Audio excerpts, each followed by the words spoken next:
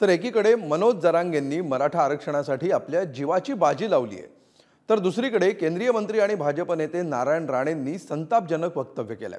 मनोज जरांगेंवर आक्षेपार्ह भाषेत राणेंनी टीका केली आहे, त्यामुळे अंतरवाली सराटीतील नागरिक चांगलेच संतप्त झालेत।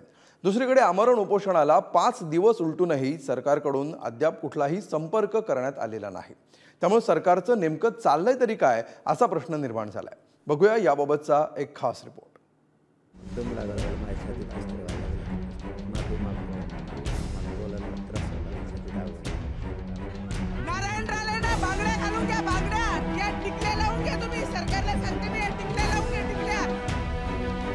जरांगे पाटलांनी आरक्षणासाठी आपले प्राण पणाला लावलेत। आमरण उपोषणाला 5 दिवस उलटले, पण सरकारकडून अद्याप कुणीही संपर्क केलेला नाहीये। मात्र अशातच नारायण राणे यांनी मराठा समाजाला संताप आणेल असं वक्तव्य केलंय। मोदी येतील तेव्हा जागेवरून हलून दाखव असं म्हणत धमकी वजा इशाराच दिला। राणेंनी जरांगे पाटील यांची औकातही काढली। मनोज जरांगे पाटील याच्या डोक्यावर परिणाम झाल्यामुळे तो आता काहीही बडबड करायला लागलाय। त्याला मी मराठ्यांचा नेता मानत नाही, देशाचे पंतप्रधान माननीय श्री नरेंद्र मोदी यांना महाराष्ट्रात फिरू देणार नाही अशी बेताल बडबड त्याने केली। त्याने आता मर्यादा ओलांडली आहे। माननीय पंतप्रधान जेव्हा महाराष्ट्रात येतील त्यावेळी जागेवरून हलून दाखव, तुला असली मराठ्यांची ताकद दाखवून दिली जाईल। आपली औकात ओळखावी आणि अंथरुणावर पडून राहून नाटके करावीत। दरम्यान राणेंच्या वक्तव्यानंतर अंतरवाली सराटीत संताप बघायला मिळाला। नारायण राणेंविरोधात जोरदार घोषणाबाजी करत महिलांनी बांगड्या दाखवल्या। तुम्ही कुठे आहे तिथून तात्काळ अंमलबजावणी करा। शिंदे साहेब, तुम्ही फडणवीस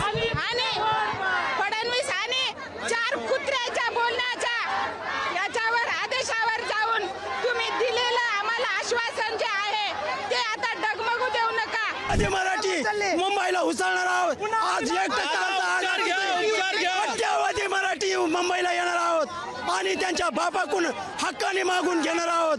त्यांच्या बापाला सुट्टी देणार नाही। बघू नका। मराठ्याने ठरवलं, इतिहास आहे मराठ्यांचा। मराठ्याने ठरवलेली गोष्ट ते घेतातच। आणि काय करायचंय आम्हाला? जरांगे पाटलाशिवाय आरक्षण दिलं तुम्ही तर चाटायचंय का? आज माणूस गेला तर उद्या आरक्षण घेऊन आम्हाला ते चाटायचंय का? काय करायचंय?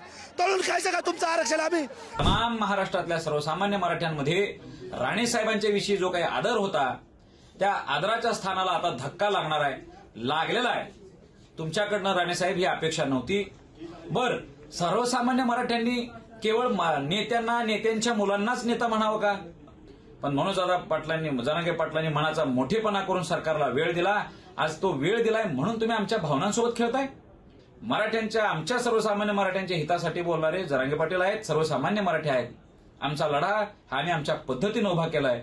तुम्ही आमच्या भावनांशी खेळू नका। शासनामध्ये अधिकारी इतर लॉबी आपल्या मराठ्यांच्या विरोधात मोठी आहे। आता आपल्याला गनिमी कावा करावा लागणार आहे। नारायण राणे भडकण्यामागचं कारण म्हणजे जरांगे पाटलांनी पंतप्रधान नरेंद्र मोदींवर केलेली टीका। पंतप्रधानांच्या पुढच्या महाराष्ट्रातल्या सभा होऊ देणार नाही असा इशारा जरांगेंनी दिलाय। जरांगेंच्या वक्तव्याचा धागा पकडत राणेंनी जरांगे पाटलांवर घणाघात केला। किती फालतू चाळे प्रक्रिया सुरू आहे, केस मागे घ्यायची। तुम्ही कितीतरी केसेस एका रात्रीत मागे घेतल्यात। फालतूपणा चालला राहू नसतं, मजा चालली। तुम्हाला मराठ्यांना खेटायचंय, बेसावध राहू नका। तुमच्या इथून पुढच्या महाराष्ट्रातल्या पंतप्रधानांसुद्धा सभा होऊ देणार नाहीत आम्ही। तुम्ही जर आम्हाला येऊन केलं ना, पंतप्रधान सुद्धा राज्यातले एकही सभा नाही होऊ देणार आम्ही। मला वाटतं की ज्या भूमिकेतनं त्यांनी सामाजिक भूमिका स्वीकारली आहे, समाजाला आरक्षण मिळवण्याकरता, मराठा समाजाला आरक्षण मिळण्याकरता ज्या पद्धतीने त्यांनी भूमिका स्वीकारली आहे किंवा ज्या पद्धतीने त्यांनी आंदोलन केलं आहे, त्यामध्ये कुठलाही राजकीय विषय येऊ नये। सामाजिक विषय असला पाहिजे। मराठा समाजाला कुणबी प्रमाणपत्र मिळावी ही मनोज जरांगे पाटील यांची प्रमुख मागणी आहे। मात्र त्या मागणीलाच नारायण राणेंनी पहिल्यापासून आक्षेप घेतला। 96 कुळी मराठे कधीही कुणबी होणार नाहीत असं म्हणत राणेंनी जरांगेंना विरोध कायम ठेवलाय। मला एवढंच म्हणायचंय, मला कुठल्याही वाक्याचा विरोध नाही, पण मला एक म्हणायचं आहे, सरसकट असा करू नका।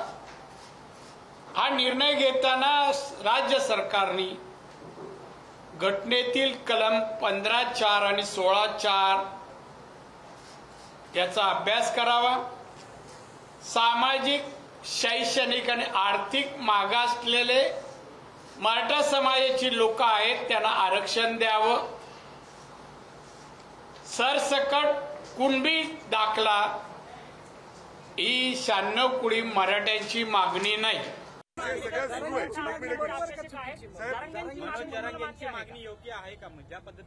त्यांनी अजून अभ्यास करणं आवश्यक आहे. लहान आहेत ते. आरक्षण कसं मिळतं ना, वेगळ्या जातीना, धर्माना, त्यात भारतीय घटनेत काय प्रोव्हिजन आहे, तरतुदी, त्याचा त्यांनी अभ्यास करावा. मराठ्यांना विचारावं ते ओबीसी आरक्षण घ्यायला तयार आहेत का. मराठा कधीच घेणार नाही. मराठा आरक्षणावरून या अगोदर जरांगे पाटलांनी उपमुख्यमंत्री देवेंद्र फडणवीसांना टार्गेट केलं होतं. 2 उपमुख्यमंत्र्यांपैकी एकाला काड्या करण्याची सवय अशी भाषा वापरली. त्यानंतर नितेश राणेंनी जरांगेंवर पलटवार करत निशाणा साधला. आम्ही तुम्हाला भाऊ भाऊ म्हणतो, पण भाऊ भाऊ जर सारखंच दांडकं घेऊन आमच्याकडे येणार असला तर मग आम्हाला सुद्धा मर्यादा आहेत. आम्हाला आमच्या मर्यादा सोडावं लागणार आहेत आणि याला जबाबदार सरकार राहणार आहे. मुख्यमंत्री आणि 2 उपमुख्यमंत्री, त्यातला एक मुख्यमंत्री तर जास्त जबाबदार राहणार आहे, कारण त्याला अशा काड्या करायची लई सवय. हा बस झाला. आता मग लहान मोठा म्हणलं, लहान मोठ्याला मानणार कायच व्हायना. काय लहान फिन मग काय झाला खातो आमचं तर गोड लागत. आता द्यायची वेळ आली तर म्हणतो रस्त्यावर ये, तू रस्त्यावर ये, तू आता तुला कोणत्या सरकारची फुश आहे ना, त्यातला एक उपमुख्यमंत्री तर कलाकार आहे, त्याच्याकडे बघायला. जसं राणे साहेबांनी बोलले की ते तरुण आहेत, थोडा अभ्यास त्यांचा कमी आहे. त्यांना जे काही राजकीय पक्षाचे काही पदाधिकारी जे त्यांच्या अवतीभोवती आहेत त्यांचं भाषण लिहून देत आहेत, त्यांचं सभेचं नियोजन करतायत. जसा तो बराडे का दराडे जो पकडला गेला, तसं एक प्रदीप सालुंके म्हणून आहेत छत्रपती संभाजीनगरचे, जे त्यांच्या नियोजनामध्ये अतिशय पुढे आहेत. आता हे प्रदीप सालुंकेंचा इतिहास अगर तुम्ही बघितला तर ते राष्ट्रवादी काँग्रेसचे प्रमुख पदाधिकारी आहेत. त्यांनी शिक्षक मतदारसंघासाठी तिकीट पण राष्ट्रवादी काँग्रेसकडून मागितलेलं आणि ते जरांगे पाटलांचं सगळ्या सभेचं आयोजन ते करतायत. आधीच आरक्षणावरून तणाव असताना राणेंसारख्या नेत्यांनी बेताल वक्तव्य करणं कितपत योग्य आहे. राणेंनी केलेलं वक्तव्य परिस्थिती बिघडवणारं ठरेल याची त्यांना कल्पना नाही का. महाराष्ट्राचं मुख्यमंत्रीपद भूषवलेला नेता इतकं बेताल वक्तव्य कसं करू शकतो. खरं तर मराठा नेते असलेले नारायण राणे पुढाकार घेऊन आरक्षणावर तोडगा काढण्याचे प्रयत्न का करत नाहीत. आरक्षणाच्या आगीत वादग्रस्त वक्तव्यांचं तेल ते का ओततायत असे प्रश्न या निमित्तानं उपस्थित होत आहेत. ब्युरो रिपोर्ट, पुढारी न्यूज.